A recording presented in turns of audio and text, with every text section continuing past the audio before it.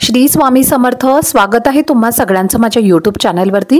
आजचा दिवस तुम्हा सर्वांना खूप छान सुखाचा आणि आनंदाचा जाऊ देत हीच मी स्वामींच्या चरणी प्रार्थना करते आणि आजच्या व्हिडिओला सुरुवात करते। पण त्या अगोदर तुम्ही माझ्या चॅनलवरती जर नवीन असाल तर चॅनलला सबस्क्राइब नक्की करा। त्याचबरोबर कमेंटमध्ये श्री स्वामी समर्थ लिहायला अजिबात विसरू नका। लवकरच नवरात्री उत्सव हा सुरू होणार आहे आणि या नवरात्रीच्या 9 दिवसांमध्ये आपल्याला काही नियम हे आवर्जून पाळायचे आहेत। स्त्रियांनी अशा काही चुका ज्या आहेत तर त्या त्यांना करायच्या नाहीये। स्त्रियांकडनं जर कळत न कळतपणे या चुका जर नवरात्रीमध्ये त्यांनी जर केल्या तर त्यांना त्या व्रताचं फळ हे मिळणार नाही। तर तुम्हाला मी आजच्या व्हिडिओमध्ये असे कोणते नियम तुम्हाला पाळायचे आहेत आणि त्याचबरोबर स्त्रियांनी अशा कोणत्या चुका ज्या आहेत तर त्या करायच्या नाहीयेत याबद्दलची संपूर्ण माहिती मी तुम्हाला आजच्या व्हिडिओमध्ये देणार आहे।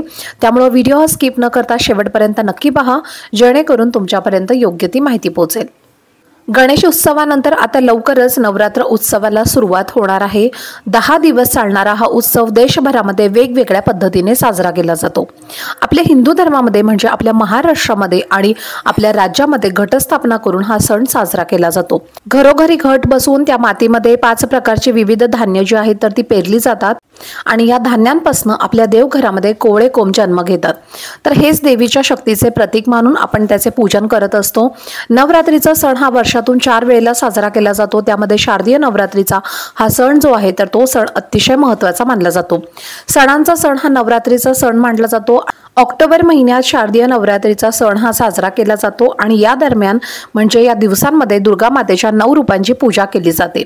घरामध्ये घटस्थापना केली जाते, अखंड ज्योत प्रज्वलित केली जाते।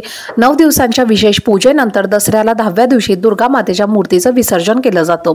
आपल्या हिंदू धर्मामध्ये नवरात्रीचे 9 दिवस हे अत्यंत पवित्र मानले जातात आणि या 9 दिवसांसाठी शास्त्रामध्ये काही नियम सांगण्यात आलेले आहेत, ज्यांचं पालन करणं सुद्धा अतिशय महत्त्वाचं आहे।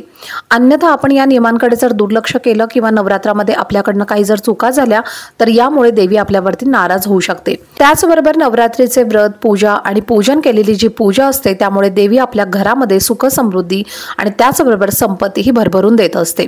तर या नवरात्रीमध्ये आपल्याला कोणत्या नियमांचं पालन करायचं आहे तर पहा, सर्वप्रथम बघा, नवरात्रीमध्ये चुकूनही आपल्याला आपली हाताची आणि पायाची नख कापायची नाहीयेत किंवा आपल्याला आपले केस सुद्धा कापायचे नाहीयेत। केस कापणे, नख कापणे यासारख्या ज्या सगळ्या गोष्टी आहेत तर त्या तुम्हाला नवरात्र सुरू होण्याआधीच करायच्या आहेत, अन्यथा त्याचा जीवनामध्ये आपल्या अशुभ परिणाम देखील होत असतो।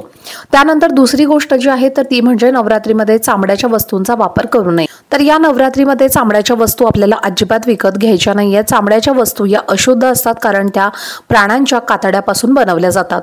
नवरात्रीमध्ये आपण आपल्या घरामध्ये अशा अस्वच्छ गोष्टी ठेवल्याने घरामध्ये नकारात्मकता येते आणि त्यामुळे आपल्याला देवीचा आशीर्वाद हा प्राप्त होत नाही। मग तुम्ही कितीही पूजा केली, कितीही सेवा केली आणि कितीही जरी उपाय केले तरी सुद्धा तुमच्यावरती देवी ही प्रसन्न होणार नाही। नवरात्रीच्या 9 दिवसामध्ये पवित्रता आणि सात्विकतेला खूप महत्त्व असतं आणि त्यामुळे या 9 दिवसांमध्ये मांसाहार सुद्धा आपल्याला अजिबात करायचा नाहीये किंवा मांसाहार तुम्हाला तुमच्या घरामध्ये अजिबात बनवायचा नाहीये। नवरात्रीमध्ये कांदा लसूण खाण्यासुद्धा मनाई आहे। नवरात्रीमध्ये लिंबाचा वापर करू नये असं देखील म्हटलं जातं, कारण या काळामध्ये लिंबू कापणे हे यज्ञासारखे मानले जाते। त्यामुळे तुम्ही लिंबू खाऊ नका किंवा लिंबाचे कोणतेही पदार्थ तुम्ही बनवू नका। या 9 दिवसांमध्ये लिंबाचं लोणचं सुद्धा आपल्याला खाणं हे आवर्जून टाळायचं आहे। त्याचप्रमाणे घरातल्या स्त्रियांनी अजून कोणत्या चुका करायच्या नाहीयेत तर पहा, जेव्हा आपण आपल्या घरामध्ये घटस्थापना करणार आहोत तर तेव्हा आपल्याला घटस्थापना जी आहे तर ती आपल्याला योग्य दिशेलाच करायची आहे। शास्त्रानुसार देवी देवतांची पूजा करण्यासाठी एक योग्य दिशा दिलेली असते आणि त्या दिशेला जर आपण आपली घटस्थापना केली किंवा पूजा केली तर देवी देवता आपल्यावरती प्रसन्न होत असतात।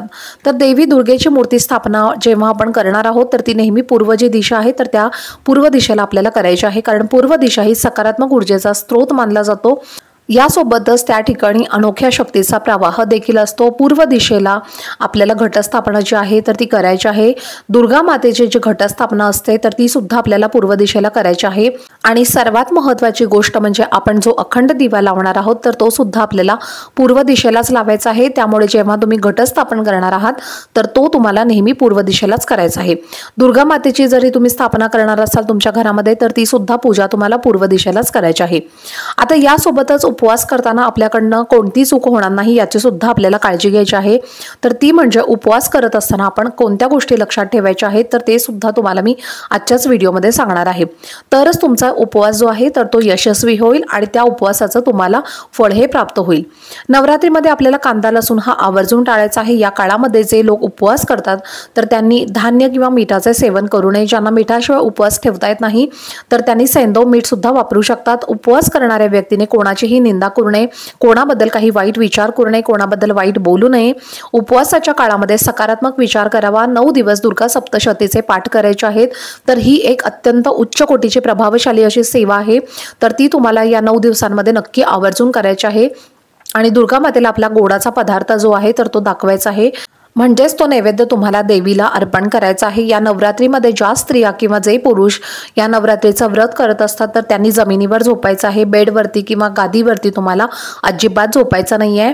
त्याचप्रमाणे या नवरात्रामध्ये तुम्हाला ब्रह्मचर्य देखील पाळायचं आहे। तसेच नवरात्रीच्या या 9 दिवसांमध्ये जर आपल्याला मासिक पाळी आली तर उपवास कसा करावा तर याबद्दलची सुद्धा संपूर्ण माहिती तुम्हाला मी सांगणार आहे। जर या नवरात्रीच्या 9 दिवसांमध्ये एखाद्या स्त्रीला जर तुमचं व्रत चालू आहे, उपवास चालू आहे आणि दुसऱ्या दिवशी जर त्या स्त्रीला मासिक पाळी या नवरात्र उत्सवामध्ये आली तर बऱ्याच महिला व्रत म्हणजे उपवास ज्या आहेत तर त्या करत नाही। जर नवरात्रीच्या उपवासादरम्यान जर तुम्हाला मासिक पाळी आली तर काही ज्या गोष्टी आहेत तर त्या लक्षात ठेवून तुम्हाला उपवास हा तुम्ही पूर्ण करू शकता। तर अशा कोणत्या गोष्टी आहेत तर त्या तुम्हाला लक्षात ठेवायच्या आहेत। तर पहा, जर स्त्रीला पहिल्या ते 4थ्या दिवसांपर्यंत मासिक पाळी आली असेल तर कलश जो आहे तर तो तुम्हाला तुमच्या पतीकडून किंवा एखाद्या ब्राह्मणाकडून स्थापित करून घ्यायचा आहे। त्याचबरोबर तुम्हाला कलश जो आहे तर तुम्ही तो स्वतः स्थापन करायचा नाहीये आणि कलश तुम्हाला तुमच्या घरातील व्यक्तीकडून किंवा तुमच्या पतीकडून किंवा ब्राह्मणाकडून या कलशाची स्थापना तुम्ही करून घेऊ शकता। अगदी घटस्थापनेच्या पहिल्याच दिवशी जर तुम्हाला प्रॉब्लेम आलेला असेल तर तुम्ही तुमच्या पतीकडनं किंवा तुम्ही ब्राह्मणाला बोलावून घटस्थापनाही करू शकता आणि यानंतर 4 दिवसांनी तुम्ही पूजा केली तरी सुद्धा चालेल। तर अशा पद्धतीने तुम्हाला हे कंटिन्यू करू शकता। पण उपवास जर तुम्ही करत असाल म्हणजे व्रत नवरात्रीचं जर तुम्ही करत असाल तर ते तुम्हाला चालू ठेवायचं आहे, ते तुम्हाला डिसकंटिन्यू म्हणजे तुम्हाला बंद करायचं नाहीये मधूनच। तर या दरम्यान आपण जे काही उपवासांचे नियम आहेत तर ते देखील आपण पालन करू शकतो। म्हणजे जो उपवास आहे नवरात्रीचा 9 दिवसांचा तर तो उपवास आपल्याला चालू ठेवायचा आहे। फक्त तुम्हाला पूजा जी आहे तर ती करायची नाहीये, तुम्हाला सांगितल्याप्रमाणे ती पूजा करून घ्यायची आहे। पण उपवासाचे जे नियम आहेत तर ते तुम्हाला आवर्जून पाळायचे आहेत। आपल्या शास्त्रामध्ये सुद्धा असं सांगितलं जातं की जर कोणतीही स्त्री अपवित्र अवस्थेमध्ये असेल तर तिने मानसिक पूजा करावी, त्यामुळे व्रताचं पूर्ण फळ तिला प्राप्त होतं। आणि कोणताही जो उपवास आहे तर तो मानसिकरित्या सुद्धा आपल्याला करता येतो, त्यावर कोणतेही बंधन नाहीये। तर नवरात्रीच्या काळामध्ये जर समजा तुम्हाला 4 दिवस जे आहेत तर ते तुम्हाला पाळायचे आहेत आणि 5व्या दिवशी ती महिला जी आहे तर ती नेहमीप्रमाणे पूजाही करू शकते।